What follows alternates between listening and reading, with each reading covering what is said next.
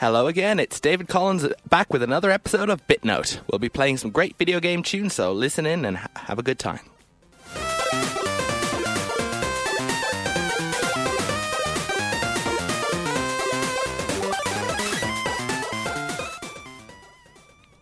Hello again and welcome back. Have had a good time and I'm going to have some great tunes for you now.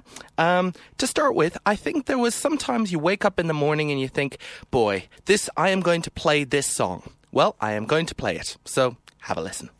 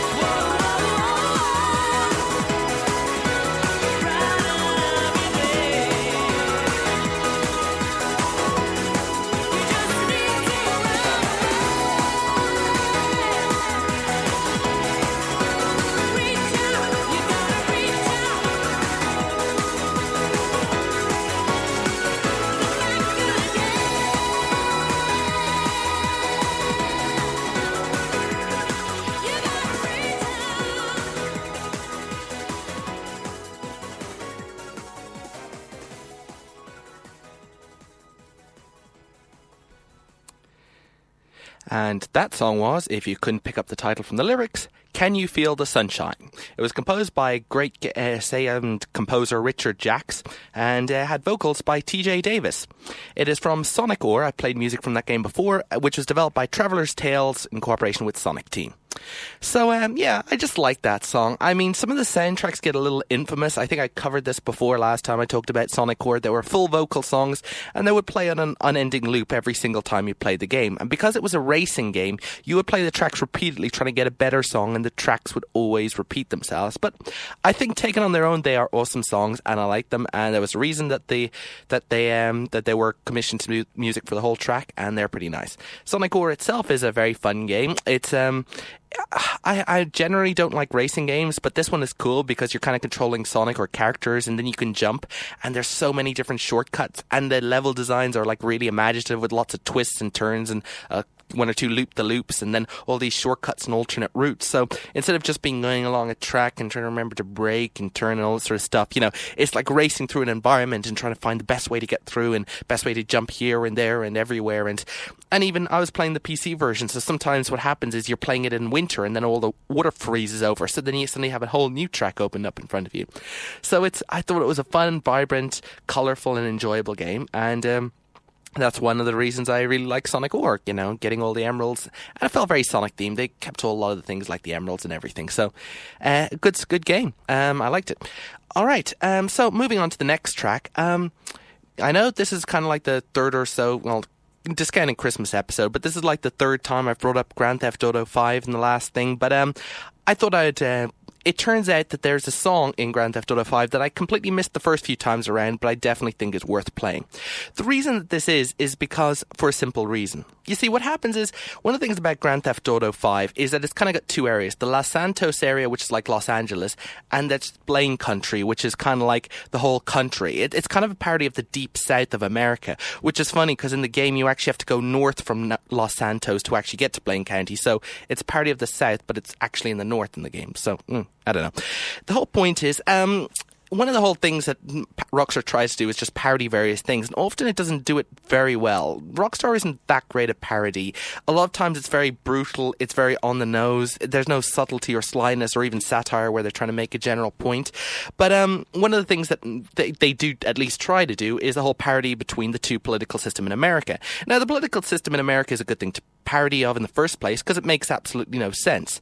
I mean, it seems to be, to me anyway, it's based around two groups of people, and if you're one group of people, you don't like abortions and you think religion is good and you want tax, and then you want tax cuts and you don't want to help people, which kind of screws around with the earlier part, which is meant to be about Christianity and stuff. And then on the other side, which is meant to be the liberal side, it's the opposite of all that. Oh, and also you want to smoke pot, which I don't see what that has to do with anything. And then, of course, I guess to helping people and all this sort of stuff. And then there's some weird stuff. And then there's even this whole thing about which side you're on depends on which war you want to go to. And it kind of gets really crazy because it just seems to be like if someone came up to me and said, here's a checklist of two different political beliefs. If you choose this one, you have to believe this way about this range of issues, which range from social, political, economic, and several others. Whereas if you choose this list, you have to get the opposite on most of those issues. And it's like, dude, what happens if you want to reduce tax when you think the best way to get the money into the budget is by, stopping going to war? I mean, cutting down military expenses. That would make sense. But apparently in America, that's literally not a tenable political position, which makes no sense. I mean, I suppose, to be honest, every country has that to an extent. There's a lot of polarized politics. But I mean, maybe because America gets more attention than the rest of the world, or maybe it's just everything is bigger in America, but it definitely seems to get a lot of attention. So in Grand Theft Auto 5, they parody this. They've got the Los Santos, which is more liberal leaning, and they've got the Blaine Country area, which is, more open country, desert, small little cities down by lakesides and everything, and, small country values and stuff. And of course, here's where it gets, the radio station. I mean, to be honest, a lot of the actual scenery Rockstar isn't very good at parodies, even the actual scenery. So if you go to Los Santos, it looks like a big metropolitan area. If you go to the Blaine Country, it looks like a country area. The actual environment isn't that parodied. So you get most of the parody through, talking to people, conversations, some of the missions which take place in various places, maybe something you hear from leftovers, but also the radio stations. Radio stations have a huge part in Grand Theft Auto. They've always had from very early thing. And but one problem with that is that a lot of times, instead of actually creating original songs, which they did for a lot of games, and especially in this game, they create songs and then they put them in the radio stations. But often they just license tracks, which is good because there are a lot of good licensed tracks. But it's kind of weird because Grand Theft Auto takes place in its own universe. And so it's meant to be an absurd parody version, and then you turn on the radio, but you don't listen to parody songs. You listen to completely straight-laced normal songs. It's kind of a pity, no matter how much the parodies or the presenters were being parodied, or how much it just portrayed this crazy version of America, you rarely ever hear a song that was actually a parody. Until this one. You see, in Blaine Country Talk Radio, despite it being talk, there is actually a song in it. And it is a parody song. It's based off of an actual country song, but they completely changed the lyrics, new singer and everything. As part of this whole fake, talk show segment in the radio station you're listening. And you could be listening to the radio station anything. You're driving along the lakes, or you're driving along at fast speed down the highway away from the police, or I suppose even just going around on a motorbike, they can't hear it quite as well. You'll be listening to this talk radio and it'll be talking about the talk show and, blowing up and parodying the political positions of the people in the South. And then this brilliant nugget pops up, and I think as both a song and a good parody it works, and I'm just giving it an award for pretty much the only actual parody song in the whole of Grand Theft Auto, despite the fact that parody is meant to be one of its mainstays, and despite the fact that music is a huge part of Grand Theft Auto. So I thought it was just worth listening to. The views expressed in this song do not necessarily reflect those views expressed by BitNote or myself or Dublin South FM. So just so we're clear, although they're parodies opinions in the first place, so I don't see why they would, but have a listen. There's only one foreign policy that's 100% effective, and that's carpet bombing. Now, while this gator cooks, do you want to sing a song for us? I know you're known mostly for pop songs. Yes, but I did some soul searching with my manager, accountant, and dialect coach, and they said that pop country would open a whole new world for me. So I've changed directions and politics a bit in order to explore this new demographic that doesn't save money and buys all kinds of superfluous stuff and doesn't have a clue what downloading is. This is a song from my new album. It's called I Like Things Just the Way They Are.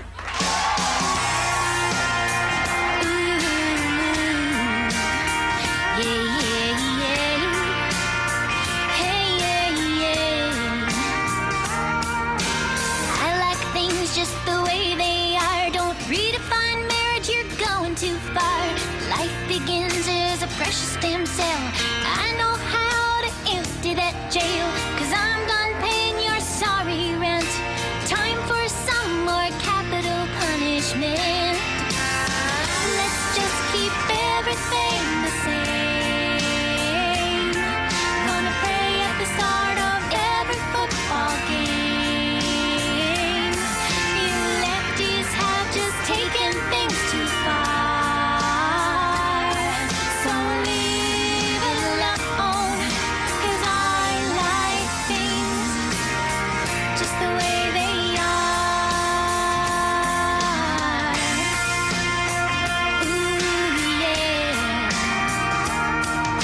I like things just the way they were. You could smoke in restaurants and wear a fur. We sent some men up into space, and everyone knew their rightful place.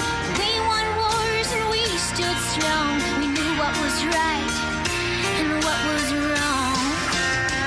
Let's just keep everything the same. Gonna pray at the start of every football game. You lefties have just taken things too far, so leave it alone, 'cause I like things just the way they are.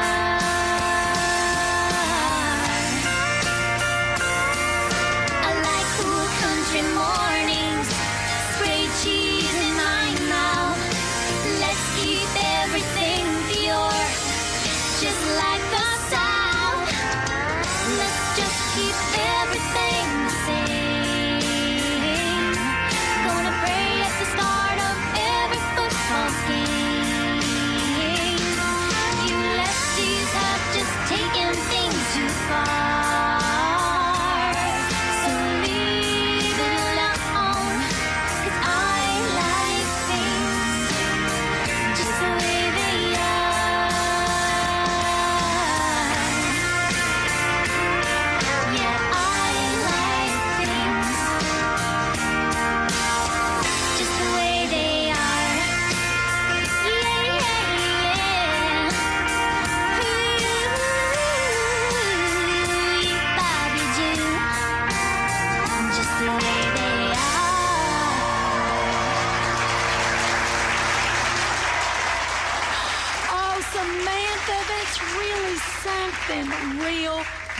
wonderful. Wasn't that beautiful, Ricky? Great.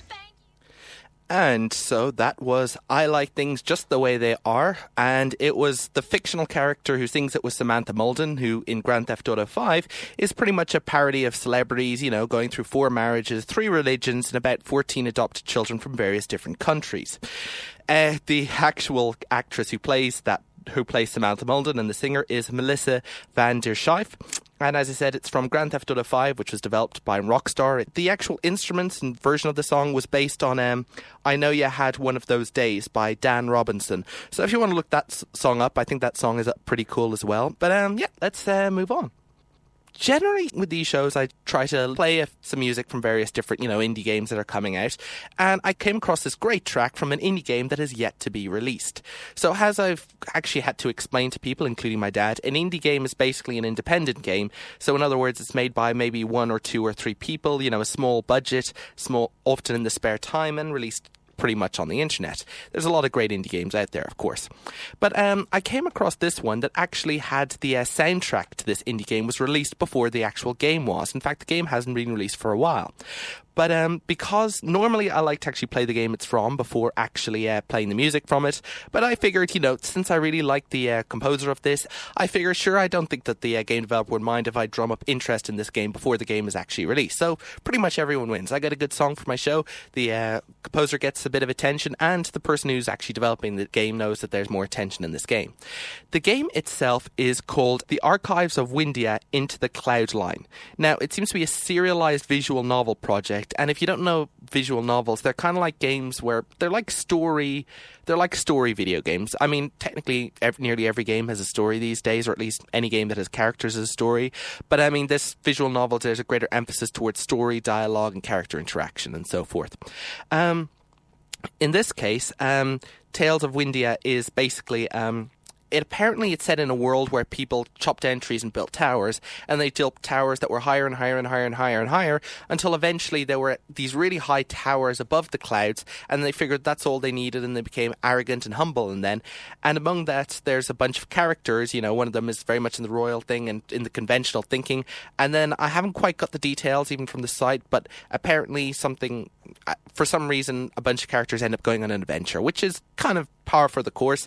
And apparently it's serialized, so there's different things. So it'll be coming out soon, and hopefully we'll see exactly what sort of adventure they go on and what's so great about it. The reason I'm kind of excited, of course, aside from the fact that it's a great song, was that it's the music composer is Leila Wilson, aka Woofle. Woofle, yeah. And the actual song is called Open Sky, All Possible Futures. Now, I've played Woofle's music before on this show from Freedom Planet, which also hadn't been released yet. But just to let you know, I mean, she's a great composer. I really like the tracks. They've got a great vibe to them. And so I was just following this track as kind of taking an interest in the composer, and I was definitely rewarded with a great track. So here is Open Sky, All Possible Futures by Leila Wilson, aka Woofle, from Archives of Wyndia Into the Cloudline, which is being developed by Toon Shmoosh. And I'll leave you with this track, and in the meantime, this is David Collins with BitNote. Thank you for listening.